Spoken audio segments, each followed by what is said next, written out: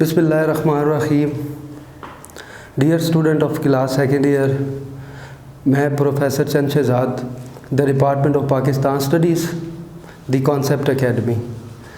बेटा, कल जो हमने लेक्चर दिया, प्रीवियस लेक्चर में हम लोगों ने लाहौर रेजोल्यूशन के बारे में पढ़ा और उसका बैकग्राउंड मैंने आपके साथ डिस्कस किया कि कौन कौन से वो रीज़न थे, कौन कौन सी वजूहात थी जिनकी बुनियाद पर लाहौर रेजोल्यूशन नागुज़ीर हो गया मुसलमानों के लिए और ऑल इंडिया मुस्लिम लीग के लिए।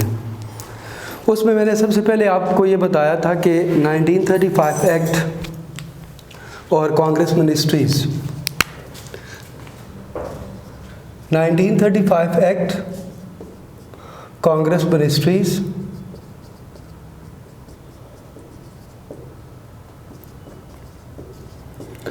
ये बहुत बड़ा इम्पैक्ट था कि 1935 के एक्ट में कुछ ऐसे एडमिनिस्ट्रेटिव रिफॉर्म्स, अनलिमिटेड पावर्स लोगों को दी गई, एडमिनिस्ट्रेशन को दी गई, जिनकी वजह से हिंदुओं ने ऐसी पॉलिसीज़ को जारी किया, ऐसी पॉलिसीज़ दी जिनकी वजह से मामलात बिगड़ते चले गए। लेकिन ऑल इंडिया मुस्लिम लीग के लिए ये बात बहुत ज़्यादा फ़ायदेमंद इसलिए साबित हुई कि वो तमाम के तमाम मुस्लिम पॉलिटिशियन जो कांग्रेस में मुस्लिम रिप्रेजेंटेटिव थे, कांग्रेस में शामिल थे, कायद-ए-आज़म के रिक्वेस्ट के बावजूद भी उन्होंने कांग्रेस में पार्टिसिपेट किया 1937 के इलेक्शन में। लेकिन जब उनको इस बात का अंदाज़ा हो गया कि 1935 के एक्ट के बाद जब कांग्रेस मिनिस्ट्रीज़ आई तो जितनी भी इम्पॉर्टेंट मिनिस्ट्रीज़ हैं वो हिंदुओं को दी गई, हिंदू कल्चर को प्रमोट किया गया, प्राइमरी लेवल के जितने भी स्कूल्स हैं वो टेम्पल्स में और मंदिरों में खोले गए। तो इससे जो नेगेटिव इम्पैक्ट आए मुसलमानों पर वो ये आए कि ज़्यादा से ज़्यादा क्या होना था, ज़्यादा से ज़्यादा मुस्लिमिज़म हिंदुइज़म में कन्वर्ट करने की एक बहुत बड़ी साजिश थी। तो डियर स्टूडेंट्स, आज हम पढ़ेंगे लाहौर रेजोल्यूशन के साइलेंट फीचर्स। के साइलेंट फीचर्स क्या थे, जो नुमाया खदोखाल थे वो क्या थे। इसमें साइलेंट फीचर्स को डिस्कस करेंगे। बहुत इम्पॉर्टेंट टॉपिक है ये, आप याद रखिएगा। तो साइलेंट फीचर्स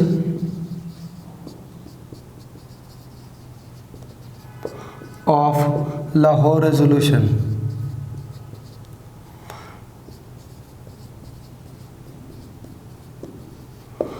जो इसके नुमाया खदोखाल थे, खुसूसियात थे, आज हम उसके बारे में डिस्कस करेंगे डियर स्टूडेंट्स। उसमें सबसे ज़्यादा जो अहम था, जो हम लोग ऑलरेडी डिस्कस कर चुके हैं, माइंड मैप के ज़रिए बताऊंगा। उसमें फेडरल स्कीम डिसअप्रूव,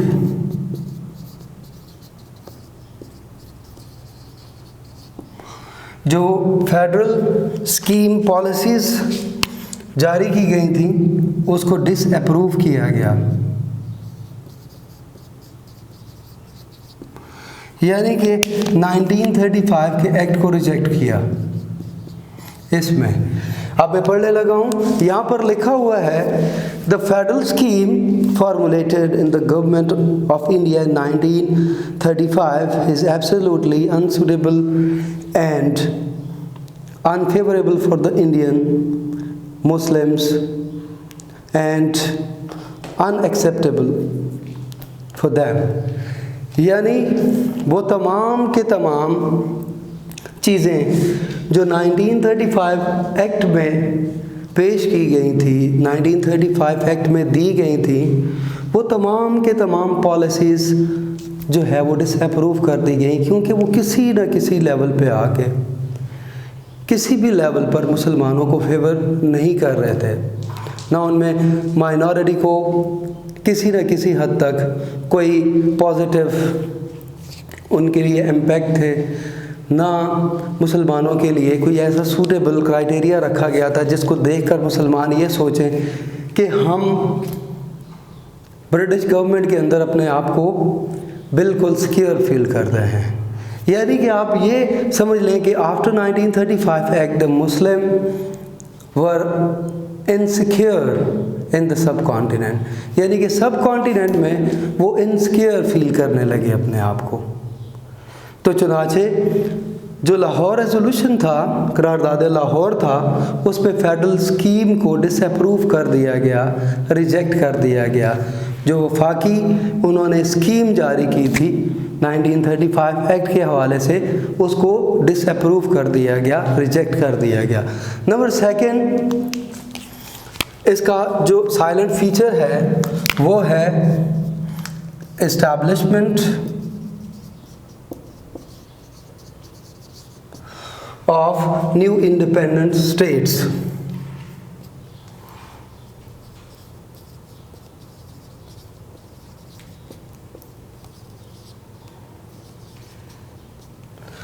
इसमें नई आज़ाद रियासतों का क़याम,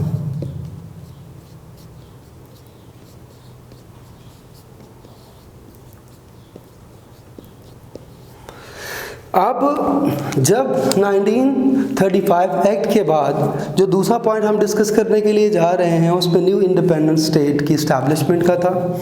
यानी कि जोग्राफिकली अगर देखा जाए तो जो नॉर्थ वेस्टर्न पार्ट है, ईस्टर्न जोन ऑफ इंडिया है, वहाँ पर मुस्लिम जो है वो मेजॉरिटी में थे। और इस रेजोल्यूशन में किसी भी जगह स्टेट का लफ्ज़ इस्तेमाल नहीं किया गया, रियासतों का लफ्ज़ इस्तेमाल किया गया, तबकों का लफ्ज़ इस्तेमाल किया गया। सिर्फ इंडिविजुअली एक रियासत के क़याम को अवॉइड किया गया, उसको पेश नहीं किया गया। इसमें तमाम के तमाम जो एस्पेक्ट हैं जो कहे गए, बताए गए, उसमें वाज़े तौर पे ये चीज़ साबित होती है कि किसी भी जगह लाहौर रेजोल्यूशन में स्टेट का लफ्ज़, एक वाहिद रियासत का लफ्ज़ इस्तेमाल नहीं किया गया, बल्कि ये कहा गया in which the Muslim numerically majority, कौन कौन सी जगह जहाँ पर मुस्लिम मेजॉरिटी में है, अक्सरियत में है, as the north western and eastern zone of India, यानी कि इसके शुमाल मगरबी और मशरकी जो जोन है इंडिया का, जो इलाके हैं उनको एक ग्रुप की शेप दे दी जाए और इंडिपेंडेंट स्टेट्स जो है जो अपनी मदद आपके तहत इंडिपेंडेंट कहलाए। अब नंबर नेक्स्ट जो है वो सिक्योरिटी ऑफ माइनॉरिटी या सेफगार्ड ऑफ माइनॉरिटी है।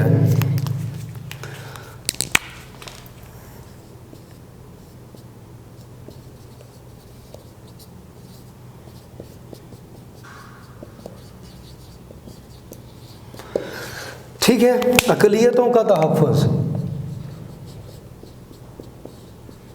ये हमारा नेक्स्ट पॉइंट है।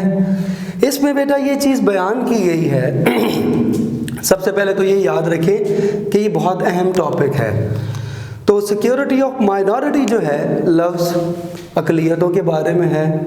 सिर्फ सब कॉन्टिनेंट में मुसलमान ही अक़लियत में नहीं थे, बल्कि तमाम के तमाम अक़लियतों का जिक्र किया गया। और अक़लियतों से मुराद ये है कि कोई भी नई बनने वाली जो पॉलिसीज़ होंगी, जो दस्तूर होंगे, वो माइनॉरिटी के मशवरे से, यानी कि उनके मज़हब, उनकी सकाफ़त, उनकी पॉलिटिकल एक्टिविटीज़, इन तमाम को मलूज़े ख़ातर रखते हुए से उन्हीं के मज़हब के मुताबिक ड्रा की जाएगी, यानी कि उनको अपनी मजहबी आज़ादी हासिल होगी। तो सेफगार्ड ऑफ माइनॉरिटी का मतलब ये है। सेफगार्ड ऑफ माइनॉरिटी का मतलब सिर्फ मुस्लिम्स ही नहीं हैं, बल्कि वो तमाम माइनॉरिटी क्लासेस हैं जो सब कॉन्टिनेंट में। अब माइनॉरिटी क्लासेस कौन कौन सी हैं?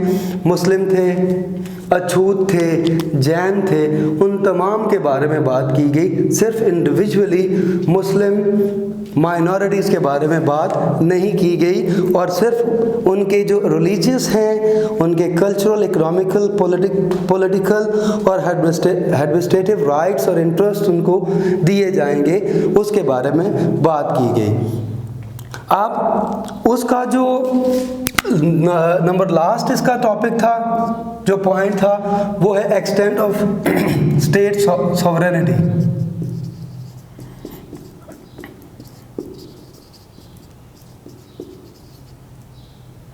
सॉवरेनिटी,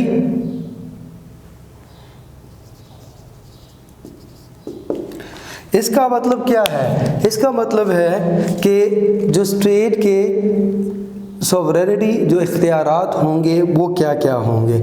अब in this resolution the authorise of the Muslim league working committee, एक वर्किंग कमेटी जो थी उसने ये डिसाइड किया एक ड्राफ्ट की सूरत में कि इसमें जो प्रिंसिपल्स ऑफ द रेजोल्यूशन थे वो ये थे, इसमें इंश्योर किया गया कि states created under this scheme have fully control। अब इसमें जो मेजर पॉइंट थे वो ये थे कि जो भी स्टेट्स थे उनके इख्तियारात क्या क्या थे, ठीक है। उनके इख्तियारात में जो मेजर इख्तियारात थे उनमें क्या था? उनमें डिफेंस था, फॉरेन अफेयर था,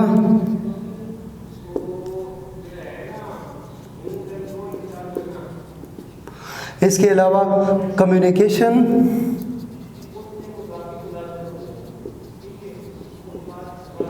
कस्टम, ये तमाम के तमाम नेसेसरी सब्जेक्ट डिक्लेयर किए गए। तो बात समझ आ गई।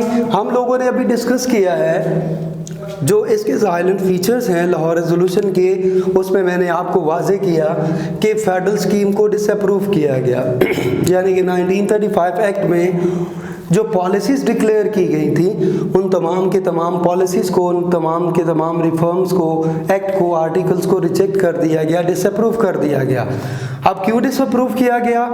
क्योंकि कोई भी एक्ट जब बनाया जाता है ख़ास तौर पे उन एरियाज़ में, उन जगहों पर जहाँ पर एक कौम आबाद नहीं होती, उन जगहों पर कोई भी एक्ट जब इम्पोज किया जाता है तो कोशिश ये की जाती है कि तमाम के तमाम जितने भी लोग वहाँ पर रह रहे हैं, जितने भी वहाँ के अवाम हैं, रियासत के नुमाइंदे हैं, रियासत के शहरी हैं, उन तमाम के तमाम को यकसां राइट्स मिलें। लेकिन फेडरल स्कीम में शहरियों को छोड़ दिया गया, माइनॉरिटीज़ का ख्याल नहीं रखा गया और इख्तियारात जो है वो सिर्फ एडमिनिस्ट्रेशन तक महदूद कर दिए गए। उसका जो रिज़ल्ट था वो क्या निकला कि 1937 के इलेक्शन के बाद जब कांग्रेस मिनिस्ट्रीज़ बनी तो उन मिनिस्ट्रीज़ में मुसलमानों और जो नॉन मुस्लिम माइनॉरिटी क्लासेस हैं सब कॉन्टिनेंट में, उनके साथ बहुत ज़्यादा नाइंसाफ़ी की गई। एक बात, फिर उसके बाद इस्टेब्लिशमेंट ऑफ इंडिपेंडेंट स्टेट, नई रियासतों के क़याम के बारे में क्या फ़ैसला किया गया? नई रियासतों के क़याम के बारे में ये कहा गया कि जो नॉर्थ वेस्टर्न और ईस्टर्न जोन ऑफ इंडिया है जहाँ पर मुस्लिम मेजॉरिटी में हैं, अब ईस्टर्न जो है उस देखें बांग्लादेश की तरफ और नॉर्थ वेस्टर्न जो पार्ट थे वो तमाम के तमाम हमारे प्रोविंसेस थे, जिसमें KPK आता था, बलूचिस्तान आता था, सिंध आता था। आप कायदे आज़म के 14 पॉइंट को उठा के देख लें, उसमें वाज़े तौर पे लिखा गया है कि सिंध उस वक्त क्योंकि बम्बई में शामिल था तो कायदे आज़म रहमतुल्लाह अलैह ने 14 पॉइंट में ये बात शामिल की कि सिंध को बम्बई से अलग करके एक नया सूबा बना दिया जाए। और बलूचिस्तान के बारे में कायदे आज़म रहमतुल्लाह अलैह ने ये इरशाद फरमाया था कि बाकी सूबों की तरह बलूचिस्तान में भी रिफॉर्म्स जारी की जाएं, इस्लाहात नाफिज की जाएं जैसे कि बाकी सूबों में इस्लाहात नाफिज की गई हैं। अब अक़लियतों का तहफ़्फ़ुज़, अक़लियत जहाँ पर भी हो और जिन हालात में भी हो, अब ये स्टेट की रिस्पॉन्सिबिलिटी होती है कि how to entertain the minority classes, उनके जो हकूक़ हैं उनका कैसे तहफ़्फ़ुज़ करना है। अब आप स्विट्ज़रलैंड में देख लें, वहाँ पर 4 से 5 बड़ी कौमें आबाद हैं, लेकिन आज तक कोई भी पॉलिटिकल, सोशल या इकोनॉमिकल क्राइसिस डेवलप नहीं हुए। और उसकी वजह यह है कि वहाँ पर रहने वाले जितने भी लोग हैं उनको सोशल, रिलीजियस, पॉलिटिकल और इकोनॉमिकल राइट्स दिए जाते हैं। जिन ममालिक में इस तरह के हालात होते हैं वहाँ पर फिर क्राइसिस, कॉम्प्लिकेशंस और क्रिटिकल कंडीशंस जो है उसका क्रिएशन का जो प्रोसेस होता है वो बहुत कम होता है। जैसे पिछले ही दिनों में देखें, जब न्यूजीलैंड में एक वाक़या हुआ तो उन्होंने टेलीविज़न पर बाकायदा तौर पर अज़ानें और जारी करवाई। तो ये क्या होता है, ये स्टेट की रिस्पॉन्सिबिलिटी है कि how to entertain the people, ठीक है, who are living in the specific states, जो उन स्टेट्स में रहते हैं उनको कैसे राइट्स देने हैं। अब जो स्टेट्स बनेगी उनके इख्तियारात क्या क्या होंगे, उनको दिफा का इख्तियार दिया जाएगा, उसके बाद खारजा इख्तियारात उनके पास होंगे, कम्युनिकेशन जो रस्लो रसायल के हैं, ठीक है, वो इख्तियारात उनके पास होंगे, कस्टम और सकाफती इख्तियारात, सकाफत के पूरे इख्तियारात उनके पास होंगे। तो यकीनन उम्मीद है आपको ये टॉपिक समझ आ गया होगा जो मैंने आपके साथ ये डिस्कस किया। अब हम लोग नेक्स्ट जो इसके एनालिसिस हैं वो डिस्कस करेंगे कि जब लाहौर रेजोल्यूशन पेश हुआ तो उसके बाद एनालिसिस उसके क्या निकले, क्या फ़ायदा हुआ, फिर उसका रिएक्शन क्या आया, तो ये सारी चीज़ें हम लोग डिस्कस करेंगे।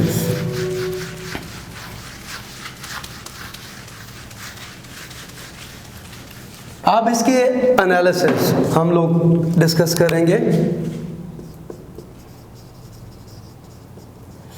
बेटा एनालिसिस का मतलब होता है जायज़ा। आप जायज़ा लेते हैं कि लाहौर रेजोल्यूशन का जो इम्पैक्ट है वो क्या है। इसमें कोई हेडिंग मौजूद नहीं है, लेकिन आप देखें कि word Pakistan was no use in the text of Lahore resolution.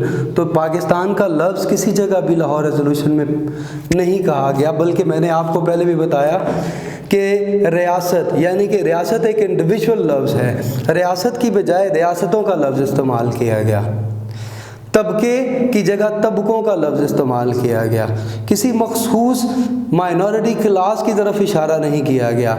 यहाँ पर भी जो स्पेसिफिक लफ्ज़ है, वर्ड है पाकिस्तान, उसको यूटिलाइज़ नहीं किया गया लाहौर रेजोल्यूशन के अंदर। ये पहला पॉइंट है एनालिसिस में। Number second, the Lahore resolution didn't demand the Muslim state in clear terms. सिर्फ लाहौर रेजोल्यूशन में मुस्लिम स्टेट्स के बारे में डिमांड नहीं किया गया, बल्कि रियासतों का जिक्र किया गया। जो डिमांड ऑफ पाकिस्तान है वो क्लियर टर्म नहीं दी गई इसमें।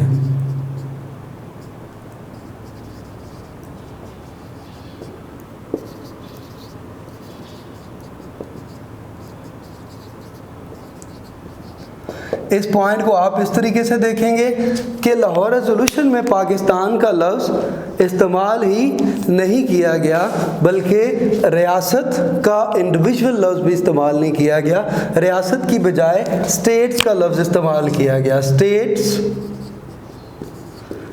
ये समझ आ रही है कि सिर्फ individually, not only the Muslim minority, Lahore resolution में all the minority classes of subcontinent के बारे में बात की गई, जिसमें जैन भी शामिल थे, जिसमें अछूत भी शामिल थे, उनके राइट्स के बारे में बात की गई। तो बेटा क्लियर टर्म्स जो है वो लाहौर रेजोल्यूशन का हम लोगों ने अभी डिस्कस किया है। इसके कुछ पॉइंट्स बाकी हैं, वो इंशाल्लाह हम लोग अगले लेक्चर में आपको बताएंगे। अस्सलामु अलैकुम व रहमतुल्लाह।